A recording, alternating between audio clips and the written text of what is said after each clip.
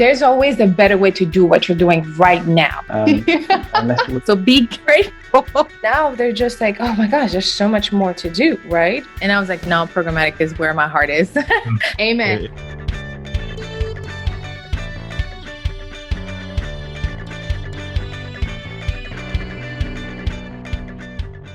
Welcome everyone listening and watching this on YouTube. This is a special episode of the Programmatic Digest podcast. We're recording live from our community call on Fridays.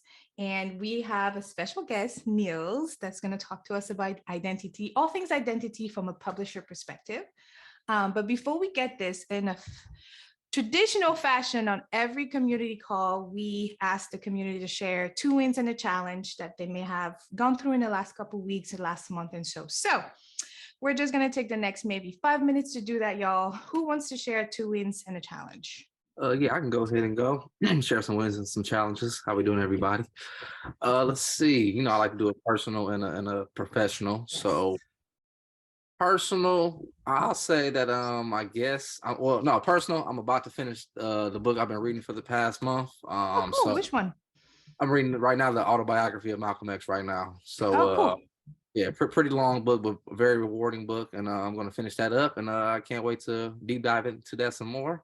Mm-hmm. So a professional win would be had a meeting with some internal team of mine to just go over a future strategy change that we might feel might be better for a client that we're working with. Mm-hmm. And we all seem to be in agreement of the new strategy that we want to come about to present to our client. Mm-hmm. So I'm really excited about that. We did some research and we found some wins that we thought we could present, and everybody agrees. So now it's to the point of creating those necessary benchmarks that can reflect on the new strategy that we're going with, and present that to the client. So hopefully by the next IO for Q2, we'll have that new strategy up and rolling and go from there. Oh, cool. Very cool. Yes, no, I appreciate that. And then a challenge, I do want to say, I guess to the same token of the reason why we're going with this different strategy for the future is because the challenge is still it's a CTR campaign right now, mm-hmm. and just dealing with the challenge of that, trying different methods and whatnot. Still not at the goal per se. We still got a month to go with time. I want it all. I want my cake and to have it and eating too, or whatever the expression is. So, yeah. Just trying to have that both, but no, we'll figure it out and we'll get it going. But like I said, in the long run, we got something figured out, so I'm happy about that. That's really, really cool. Thank you for sharing.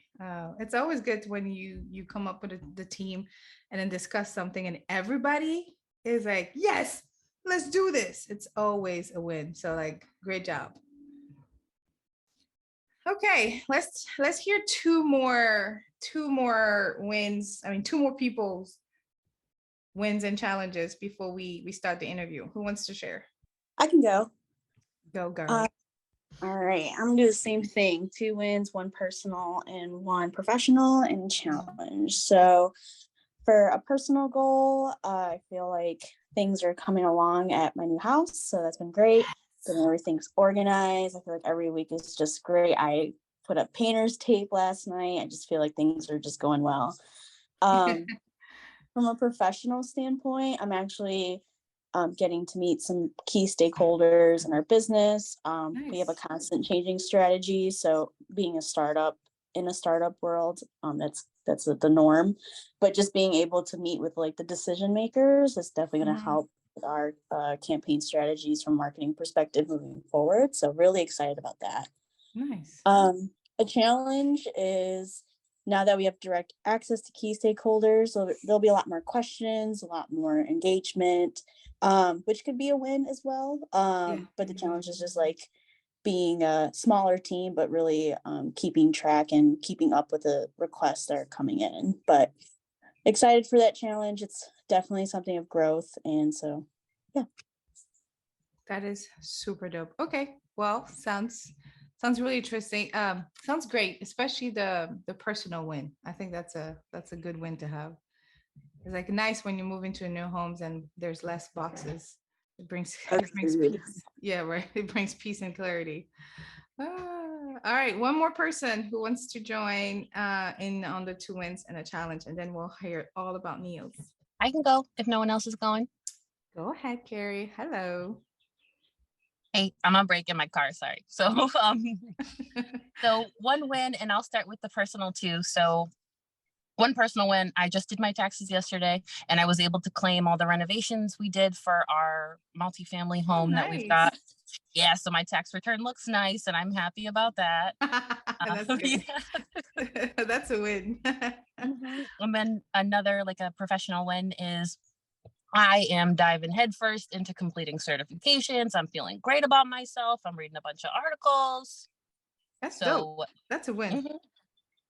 And then challenge probably be, I think it's still my gas bill. Like Carrie has had a gas bill challenge for the last 3 weeks. 3 months in a row. Oh, I'm sorry. $500 gas bill. I could cry. That's hilarious. No, it's very, yeah. Don't cry. Just laugh about it. It's temporary. Summer is almost here. You're also in like one of the coldest states in the Americas, which is what, Rhode Island. You're up north. You're up there. So New England. We're cold. New England. Well, thank you so much for sharing, Carrie. Our hearts and prayers goes to you and that. And my guest. Thank you. All right, let's get this interview started, y'all. So Niels was referred to me. I came across Niels via a really cool friend of mine. Her name is Sophie Toth, and Sophie Toth is one of the founders of the Women in Programmatic Network. Any woman on the call, if you're interested in joining the Women in Programmatic Network, is just a global network where programmatic, anybody in ad tech, female ad tech professionals can come together. We have a WhatsApp chat. It's really dope. If you're interested, and anyone listening and watching the YouTube, again, I'll have the information in the description, but the community, I can email y'all, put you in contact, you're good. So she reached out to me and said, you need to talk to Niels. He's just thebomb.com. And I was like, cool, whoever you refer is thebomb.com. So here's Niels. Niels, thank you for joining us on our community call / podcast episode. We're excited to talk to you about some identity things, but Niels has a very interesting, he's just dope. Let me just say that. So how about you just take the next maybe 2 minutes to 3 minutes to introduce yourself to those who don't know you yet, what you do, who you are, and how you came about doing programmatic. Sure. Thanks so much, Helen. Super happy to be here. And thank you, Sophie, as well, for the introduction. Yeah, she's pretty badass lady. I'm having the time of my life working with her. So basically I am from Montreal. So Carrie, you said it's cold up there where you guys are. In Montreal, as of right now, it's absolutely freezing. But I'm pretty lucky because I get to work remotely like a lot of people in this industry do. So right now I'm in Spain, Valencia, where we're having about 20-degree weather this weekend. And that's absolutely fantastic for me because that means I get to send selfies on the beach and make all my friends back in Montreal very jealous as they're icing their car and throwing salt on the road and whatnot. Us included. Yeah, exactly. Yeah, so very happy about that. My relationship, I guess, in this industry, as probably everybody, it's like a bit of a love-hate relationship, right? It's love in the sense that, you're very passionate about it, but hate at the same time because there's just so much always going on, and you can kind of pull your hair out sometimes, but at the end of the day, we wouldn't be doing it if we didn't love it, right? So as Helen said, I'm kind of on the publisher side of the business, been doing this for about 6 years, right? So this has been, I guess, in the business now, 6 years makes you like a little bit of an old timer just because of how fast everything moves. And I started really investing a lot of like my time, my early days in programmatic and really understanding the ins and outs of competition. And, I've been around since before header bidding was even a thing, right? So maybe not a lot of, publishers here, but if you had to like build back chains and pass back advertisers, I come back from those days from before where now everything's much more seamless. But I'll say that if programmatic was kind of like my high school sweetheart, data and identity is kind of like my new impassioned mistress. It's really, I think, the way that things are going, where everything's moving forward. And yeah, I'm also here because I want to hear what what your guys' thoughts are on this. Of course, I have a very unique perspective coming from the publisher side of things. So we have, of course, our strategies and the way that I see moving forward. You guys might have some questions or might have some insights on the best strategies for you. But I think opening up a dialogue now is more important, because it used to be the case where kind of cookies were this intermediary that publishers didn't really have to think about. You got like the buy side would be able to look at that, and then they would be able to bid on that and buy on that data. But now that that's going away, I think we're at an interesting point where everybody should come together as an industry and figure out exactly like how do we make all of this work in a way that makes sense for everybody. Is it going away for real though? Because I don't know, it keeps going. What is it now? What did Google tell us recently? Is it 2024, 2025? I don't keep up anymore. I don't give up.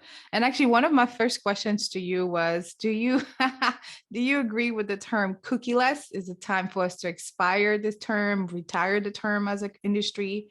Like how do you define the cookieless future? Especially in the case of identity solutions? Yeah, that's a great question. So do I think that cookies are going away? I know Google's been kind of pushing back on this for a while now, and it's kind of becoming like a long running joke, like, oh, they're still there pushing it is. Coming back. But I do think that is kind of the future of the way that everything's going ultimately. Just consumers are finding more and more problems with the way that people are advertising, and privacy, even like regulations amongst governments, they're becoming more strict and more strict. So even if Google keeps pushing back this deprecation, I think that's something that we need to have always at the top of our mind, because we don't want to all of a sudden wake up one day and be like, oh wow, no more cookies, what are we going to do, right? And apologies, what was the second part of your question? Like, should we retire or expire the term? Like, is it still relevant? Yeah, so I guess there's also some confusion about cookies and exactly what they are, even with some of the more experienced like data programmatic people that I talk to, because cookies as far as a third-party cookie, this is what's going away, right? So it was like the Wild West, basically, I think, cookies, right? And it is still kind of the Wild West. Yeah. Anybody right now on like a Chrome browser, for the most part, can come and you perform some type of action that they like and cookie you. And even if you have no relation to the website whatsoever, right? If I'm advertising something and then you perform some type of action, that action can get cookied, and then I can track you anywhere across the web, right? So that is kind of that is what Firefox, Safari, that's what they've deprecated already. And I think that is, the cookie term that's going away. But first party cookies, that is something that is here to stay, right? So you can call that pixels, you can call that, unique identifiers, you can call that PPID, whatever you want to call it. At the end of the day, it's a unique identifier that gets stored on a user's browser that's housed within, the context of a website, right? If the data that I own on that user as a publisher, or as even any type of website, basically, is still something that is going to stick around, right? And users want that to stick around, because if I add something to my cart on a website and then I leave it for a little bit, I want to come back. It's a good user experience if that stays saved on that website. So yeah, party cookies, I think, are here to stay. I think that the malicious ways of third-party cookies are what should be deprecated.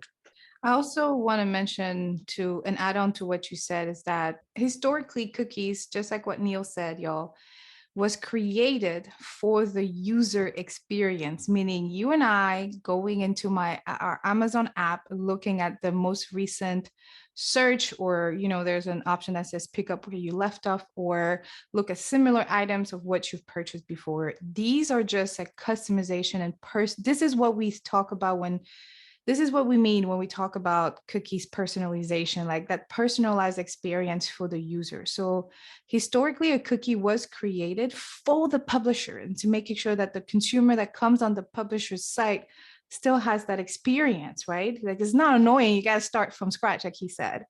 But we've abused of it. It was our crack, all right? For our OGs, people that have worked in the industry for 5 years plus, we went through a lot of like ups and downs, and there's just big things that happen at some point in the programmatic and ad tech careers of the world where we called it big data, and it was sexy, and cookies were used for that big data. So first party data is when somebody owns those cookies, the cookie activities, right, to some extent. Third party data is when one of the data providers owns it for us and they package it and then deployed it in a DSP.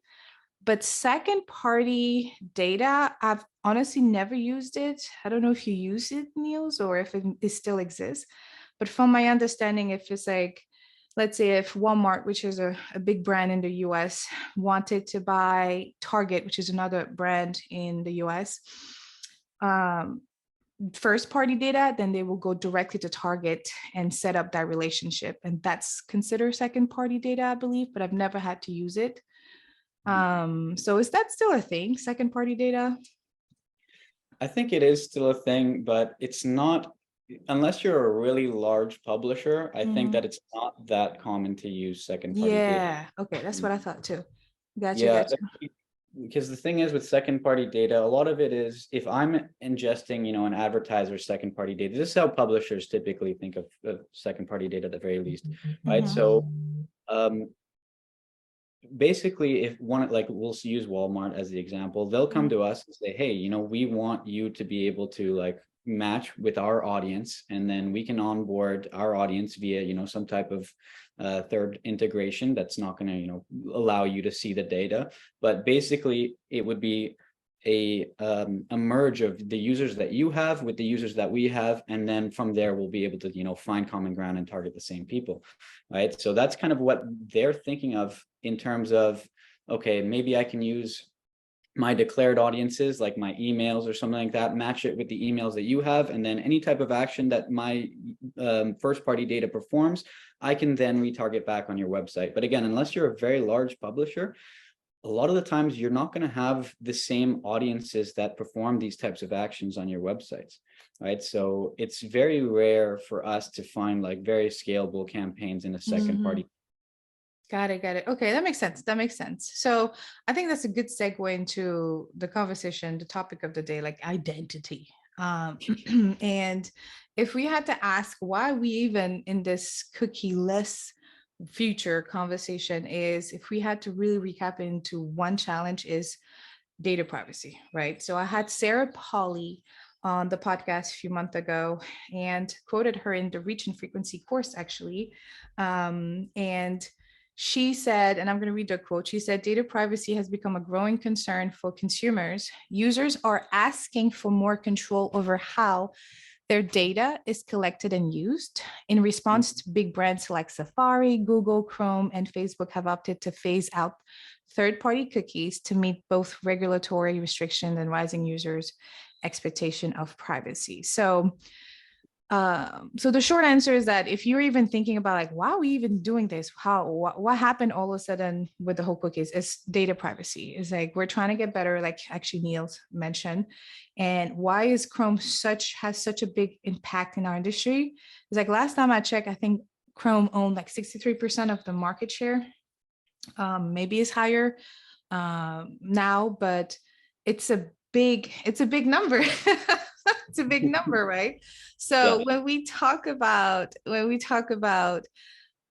the impact of what Google is doing to us, it impacts, like Neil said, targeting for us buyers, but also it impacts measurement, because now we don't know if those people came back. You know, it's hard to attribute the credit to which channel sent it, because it's not only affecting programmatic, it's affecting Facebook, it's affecting all of them. So Niels, talk to us about like what was the biggest challenge? What is this the same challenge from a publisher perspective? And then let's go ahead and talk about like the solutions. What are the solutions from a publisher perspective? Sure. So attribution from a publisher's perspective. Well, yeah, what does that look like? Like, what is it? Yeah.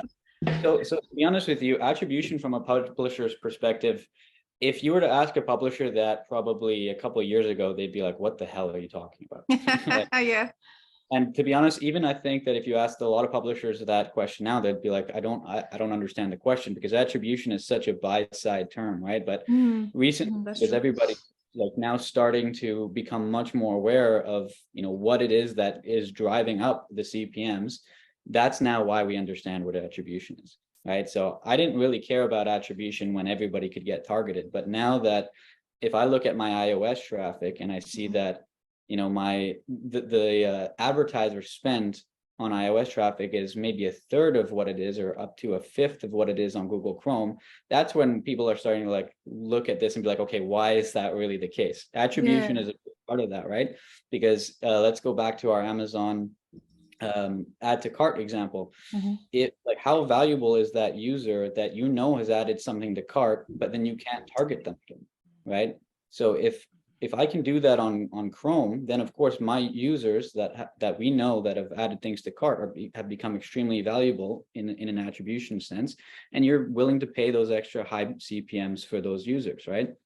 So from our perspective, yeah, we would love it if attribution on iOS was something that could be attributed, because again, it helps us because our CPMs get better, and then it helps the whole industry because that means that you guys can buy better, right?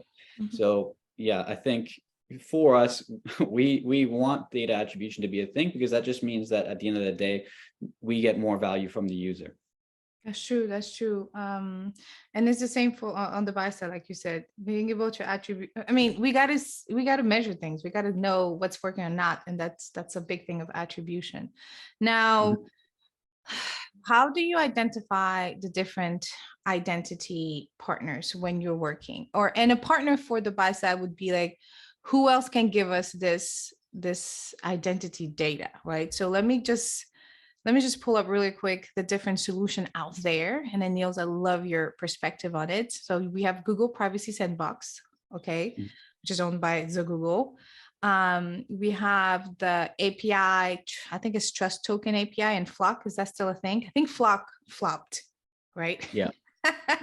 Bad mom joke. Flock flopped. But now they replaced it with categories, I believe. And then I'll move on to the Universal ID solution, which is very popular, led by the Trade Desk and now some of the major, vendors in the industry. We're at Unified 2.0 right now.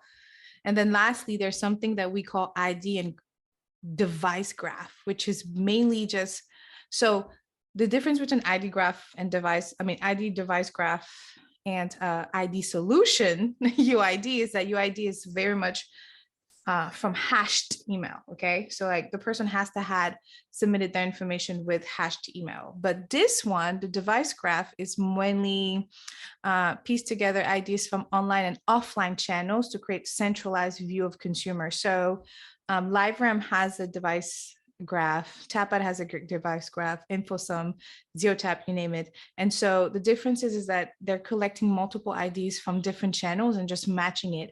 And I think that's a good segue into the last example, which is data clean rooms. That's why data clean rooms are picking up. So if you don't know exactly the difference and you kind of lost in the definition of each, I can help you understand this, and I can send you some information. So don't worry, but just know that there are different type of identity solution partners out there. And the best way to look at how to select them is how do you look at partners, Niels, and look at and understand like which one works best? That's a great question as well. And I think that our answer to this is going to be very different from the buy side answer. Okay. The reason why is because as a publisher, right, we are the ones that kind of own the audiences, right? Yeah. Mm-hmm. So ID solutions, now that you cannot target somebody with a third-party cookie, it means that in order for their ID solutions to be anything, they can't now just like target people on our website and just place a cookie on users. The ID solutions need us to integrate on their website so they can actually provide something. So we're now the ones that are basically placing the code for the ID solutions, right, to be able to match these users. Mm-hmm. So my strategy, and I think what everybody in the publishing industry strategy has been on this so far, is what is the harm in integrating with all of the ID solutions, right? Oh, okay. Yeah. So for our end, they don't cost us anything because they want basically the user information. So we integrate with as many as possible, and I think it's going to really battle out to see which one is kind of the winner.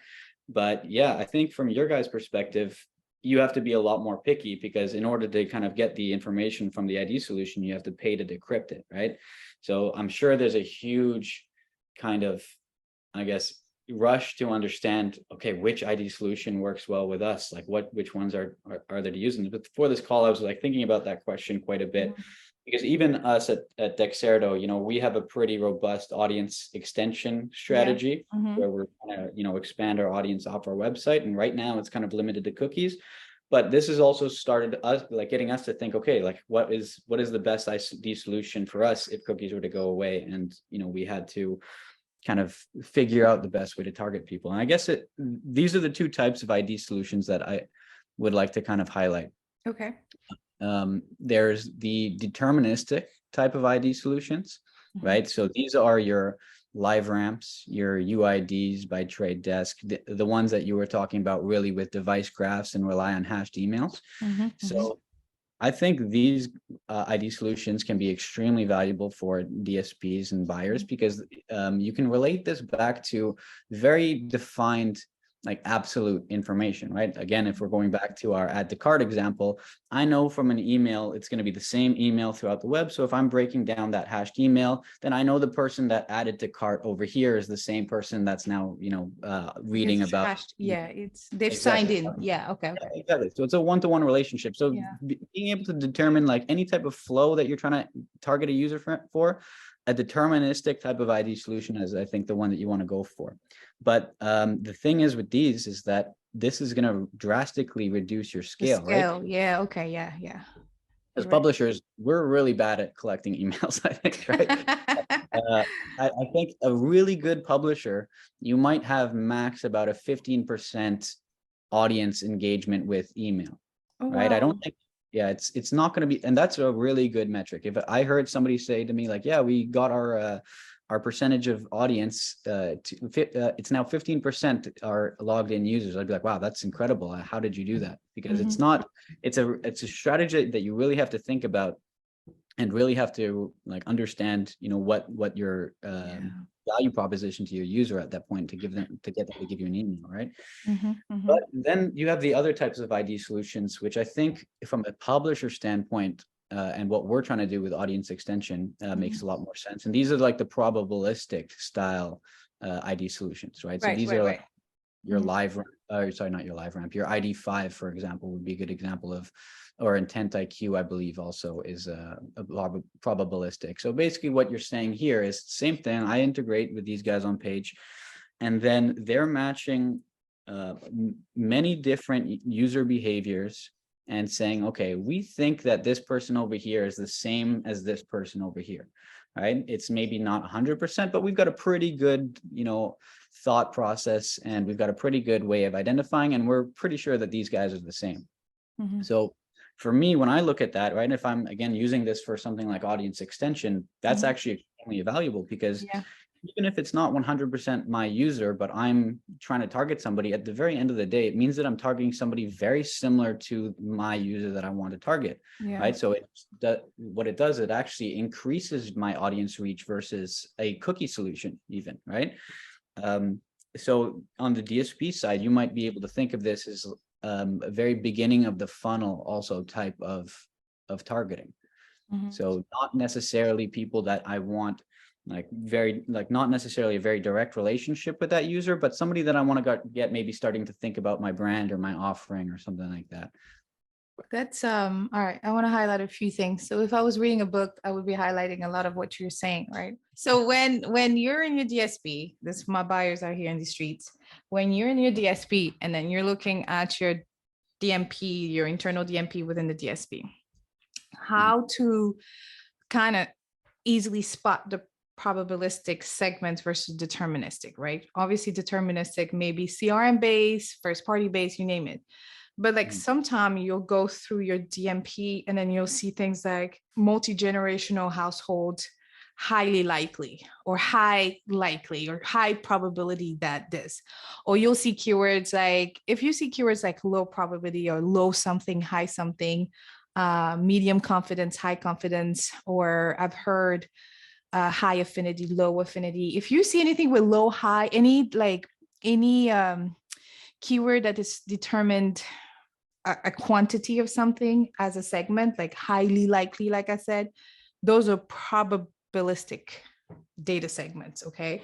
Versus like specific in market. But again, most deterministic data segments will be something like a CRM, even if like you're running in a trade desk and they have UID 2.0 available, because most of those segments that you see, even though this says sometimes it's mixed together. I've not, if it's separated, it's most likely only probabilistic, but sometimes they mix deterministic and probabilistic together as well. So you just got to be careful.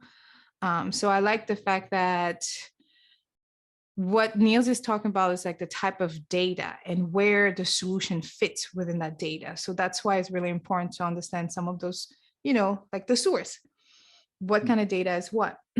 So is everybody cool with the definition? Is that y'all good? If you go home, or if you see your grandparents this weekend and they ask you the difference between deterministic and probabilistic data, will y'all be able to explain that to them or to a 5-year-old?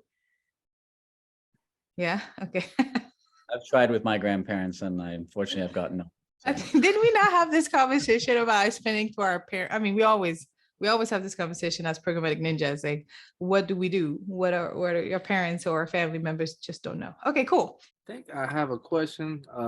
Just trying, I guess, say it or ask it the right way. When it comes to like ID solutions, just the overall grand scheme, do you approach it different for like or would the approach to the solution be different depending on the diversity of the audience campaign?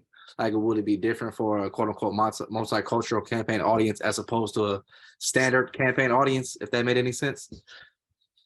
I guess it really does depend on what you're trying to achieve. Because you have some ID solutions which do pass back also some type of data along with the ID, right? So NLP and AI is like a new thing within this industry, and now you're starting to see new types of identity solutions pop up that not only do they pass you back just like an ID, which allows you to retarget users and frequency cap, but it also gives you the ability to know a little bit more on that audience based on the way that identity provider has categorized it.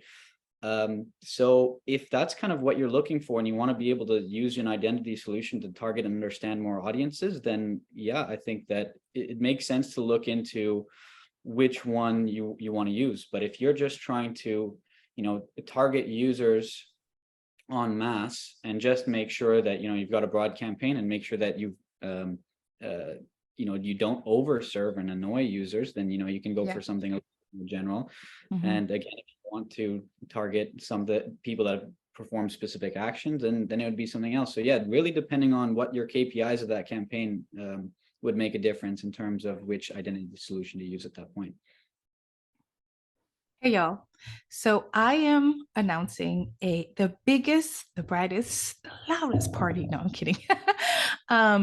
Biggest boot camp series ever. Nobody else is doing this out there, okay? So what is it, you're asking? Let me tell you. We all know that optimization as a trader is one of the most important. You hear me say this all the time on the podcast and the content. You got to optimize, find time, but time is a commodity and sometimes you just don't have enough time to. So I'm going to be doing 4 master classes in March, once a week for only an hour. So you only have an hour commitment for me. The very first class will be about best practicing which targeting levers to look for, how to look for those targeting levers, and when to make the decision of using this targeting levers to optimize your campaign. The second class will be about how to optimize inventory. Think about site lists, think about data providers, and I will have live example where I will walk you through a pivot table in an Excel sheet with report with real data to help you really continue, but also I'll provide some best guides and some workbooks so that you can follow through and then you can take it with you and implement in your campaigns. The third class is going to be how to optimize for the other less popular metrics, such as like frequency, reach, recency, time of day.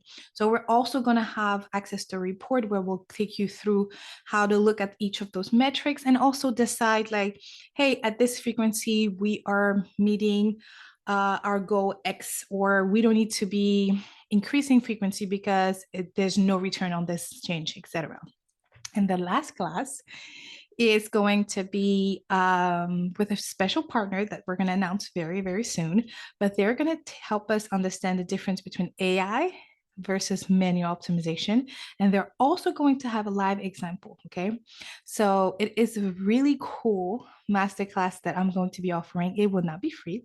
It will have a small investment.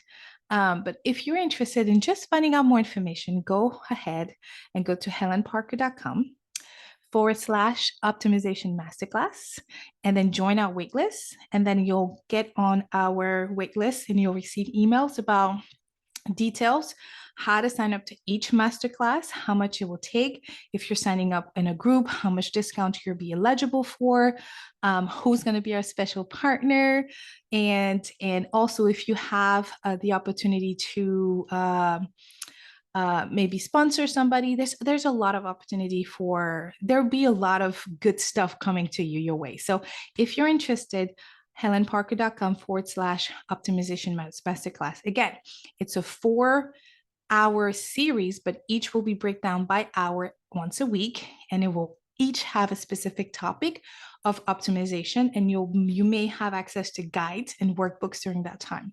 So it's really cool. You have nothing to lose. Let's go ahead and level up that skill set. Let's go ahead and teach you how to be efficient when it comes to optimization, because God knows time is a commodity and we don't have a lot of it. Okay, so helenparker.com/optimization masterclass. Thank you. So identity is just helping us, like I said, measure and target better, right? In this new world. It's it's an audience targeting tactic.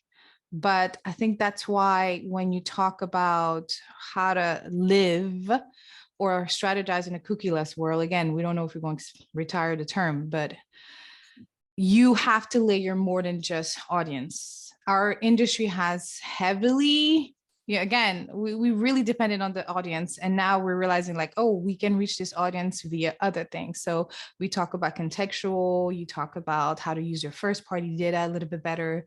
So if you hear this conversation and you're like, I'm still hella confused who to work with, it's not so much about just working with this one solution. You're going to have to test different one, of course, based on your client's needs, like Niels says, but you're still going to have to layer different type of tactic, because one is not the only solution to how we do programmatic.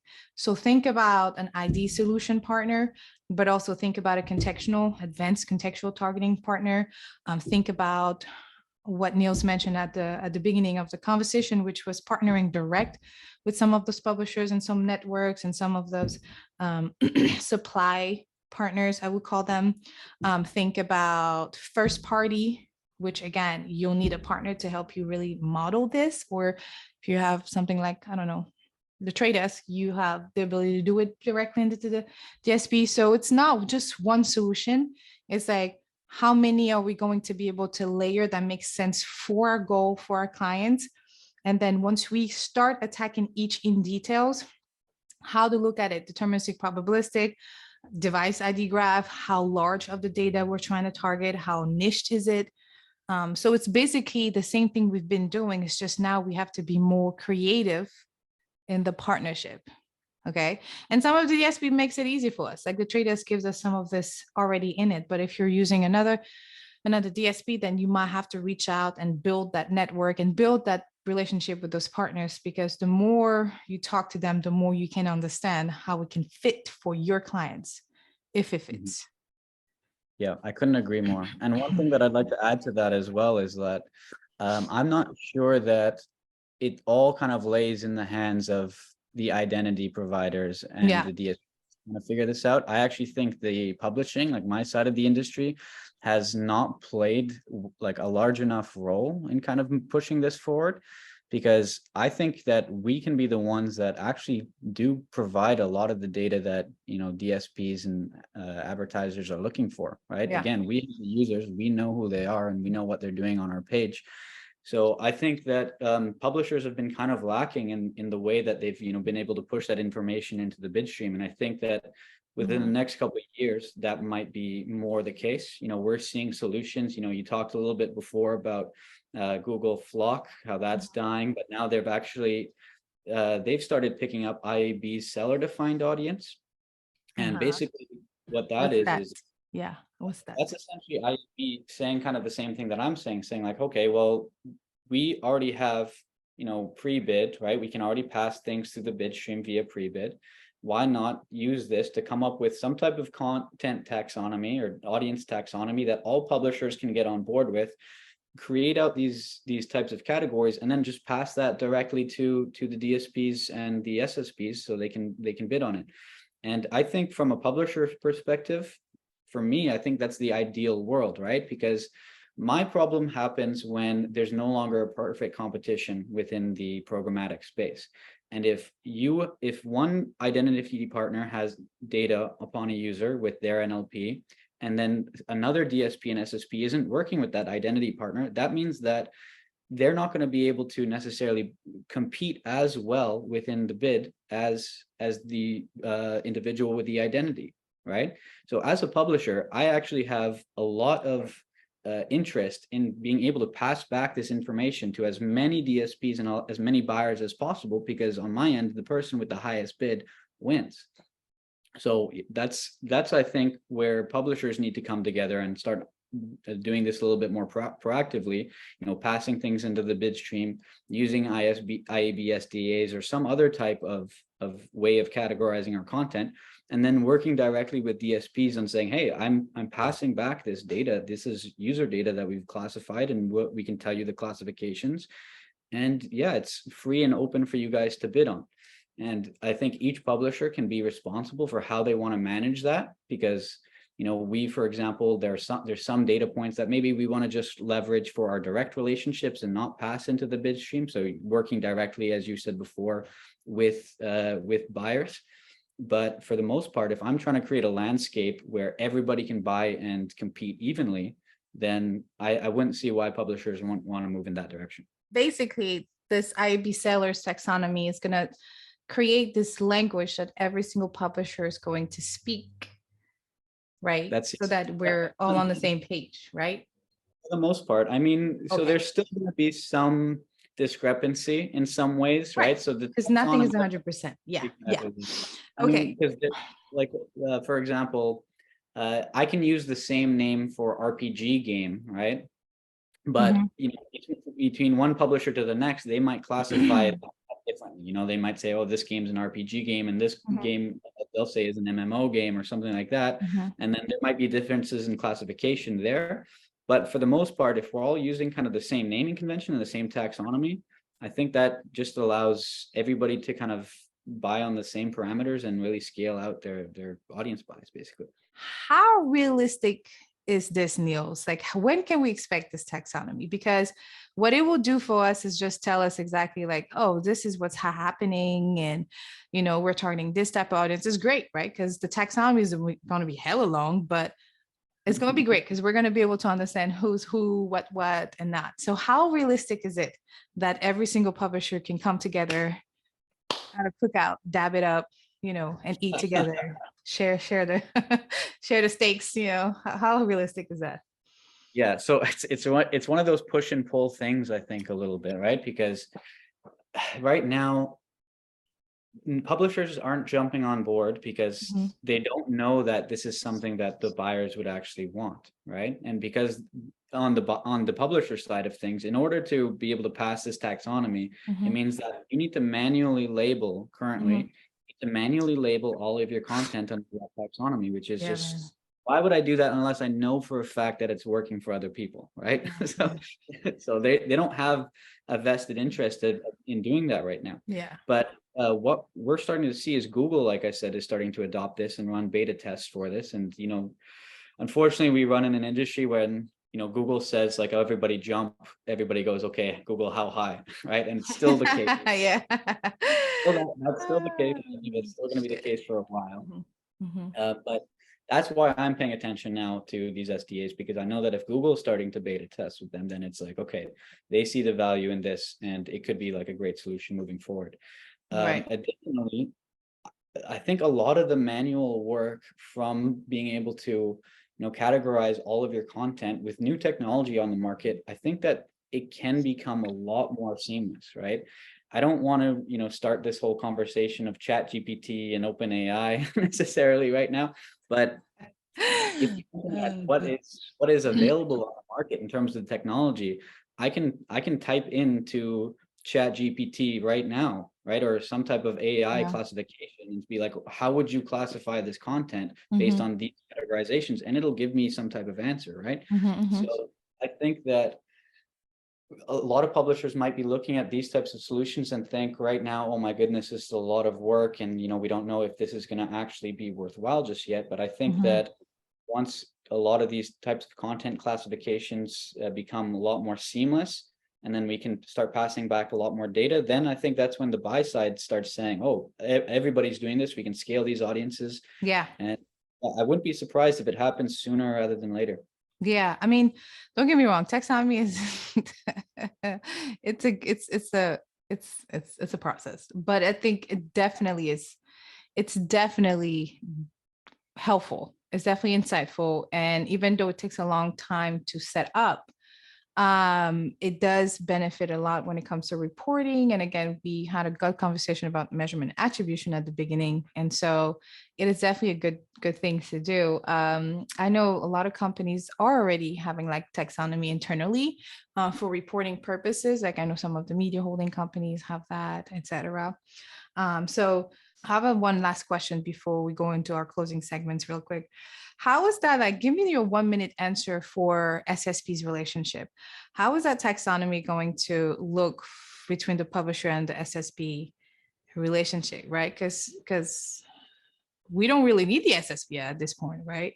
So is this a valuable thing still? Are SSPs really important? Because we operate solely via SSPs, right? Like we we get our supply through that bridge, through that pipeline, which is the SSP or the seller, whichever. So what's your 1 minute answer for this? How valuable is SSPs data? Do you think that SSPs are going Digiday and AdExchanger already called it, so y'all don't fall backwards if I say this, but SSPs are going to disappear because of like where the industry is going, because of how niche and specialized we want to be, especially with measurement. Like what's your 1 minute take on this? Honestly, that's a very tough question, and it's funny that you asked me this because I was reading all these types of articles recently on LinkedIn about this. Like SSP is dying. What? Yeah, and I of course read the first few articles about that when they're saying that SSPs are dying, and then Yahoo decided to deprecate SSP, and so timing. And then terrible. Yeah, exactly. And then now, as of literally just maybe earlier today and yesterday, I start seeing a flood of new articles in my news feed saying, "Oh, the SSPs aren't dying." Like, that's ridiculous. So to be honest with you, I don't really know how to answer that question, because I think that there are some people within the industry that work on those sides of the business that have very much more granular insights into those markets than I do. As far as I can tell, I think that the SSPs are still valuable. I don't necessarily see a reason for them to go away right away. But again, so much changes within this industry. If somebody came to me tomorrow and said, that this is the case, then I'd be like, okay, yeah, I suppose. Because even at Dexerto, we're starting to look at more direct relationships with partners, and cutting out the middlemen as many times as we can and as many places as we can. So it's interesting to see where things are going to go.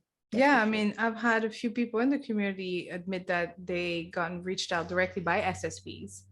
So they're bypassing basically the DSP or any other vendor so that they can start setting relationship and have like those own supply pipelines set up for that particular agency or brand.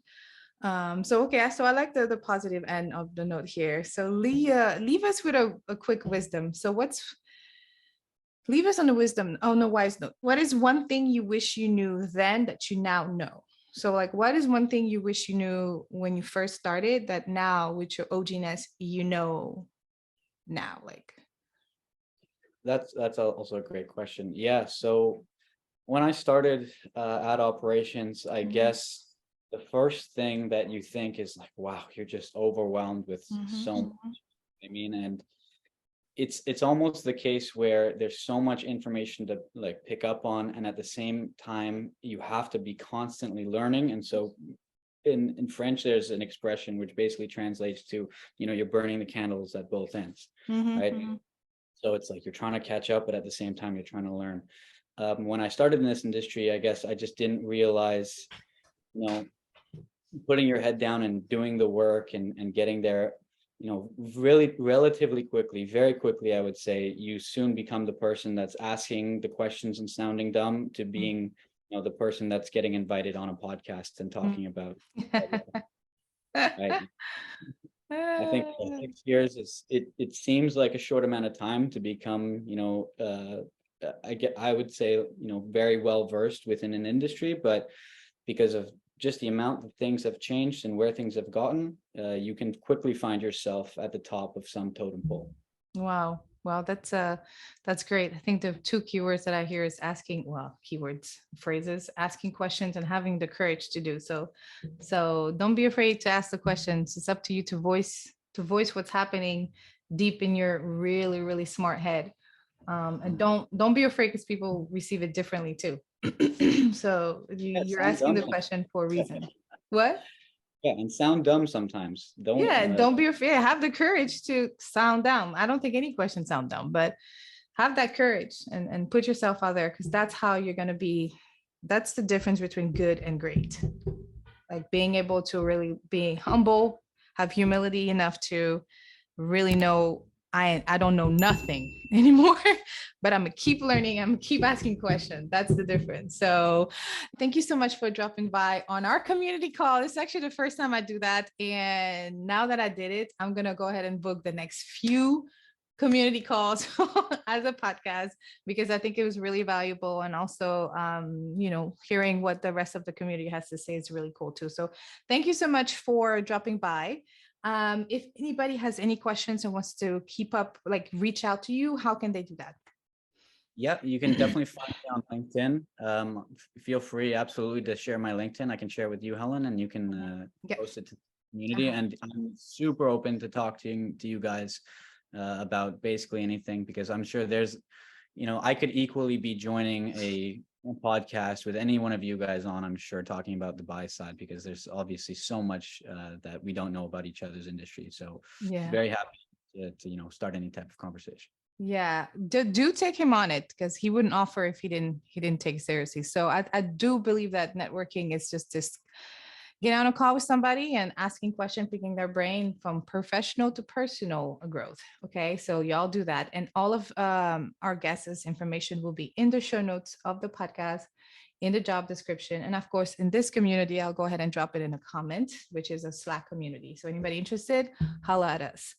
Thank you, everybody. We're actually at time, so I'm gonna let everyone go. If you have any questions, don't forget to use Slack. Niels, if you think of anything, we would love to have you back. We'd love to have you again. So thank you for making the time. Thank you so much, guys. It's been a real pleasure. Bye, y'all.